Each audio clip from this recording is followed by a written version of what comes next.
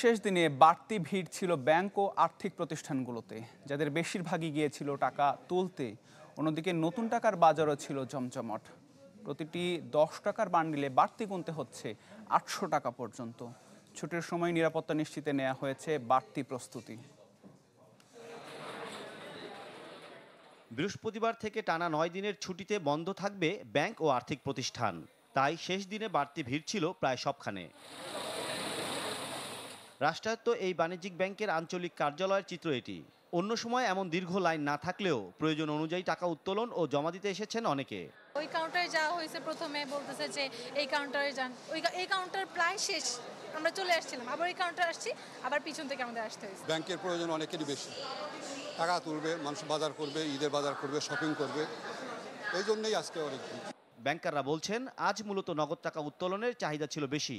গ্রাহকদের চাপ সামলাতে বাড়ানো হয়েছে কাউন্টারের সংখ্যা। পাশাপাশি নিয়োগ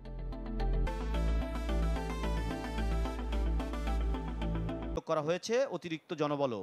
তো আমাদের নিরাপত্তা, আমাদের ব্যাংকের যে সিকিউরিটি গার্ড আছে তাদেরকে আমরা সতর্কভাবে আমরা ডিউটি করতে বলি। প্রত্যেকটা বুথে আজকে আমরা একবার পুরা ভোট আমরা লোড করব, সর্বোচ্চ লিমিটটাই দিব।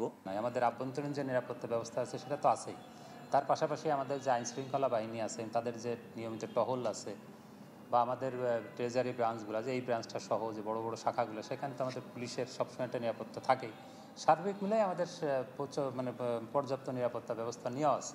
এদিকে কেন্দ্রীয় ব্যাংকের নিষেধাজ্ঞার কারণে এবার নতুন টাকার জন্য ভিড় বেড়েছে গুলিস্তান খোলা বাজারে। এদিন 100টি 10 টাকার নোট কিনতে গ্রাহকদের বাড়তি গুনতে হচ্ছে 800 টাকা পর্যন্ত। রেকর্ড দামে বিক্রি হচ্ছে 5, 20 ও 50 টাকার নতুন নোটের। টানা ছুটিতে নিরাপত্তা নিশ্চিতে বাণিজ্যিক ব্যাংকগুলোকে বাড়তি নিরাপত্তার নির্দেশনা দিয়েছে বাংলাদেশ ব্যাংক। এছাড়া নির্দেশনা দেওয়া হয়েছে বুথে পর্যাপ্ত নগদ অর্থ রাখার।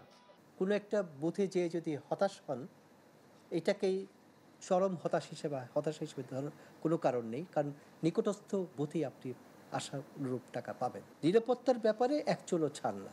অবশ্য শনিবার বিশেষ ব্যবস্থায় 2-1টি ব্যাংকের কিছু শাখা খোলা রাখার সিদ্ধান্ত নিয়েছে কেন্দ্রীয় ব্যাংক।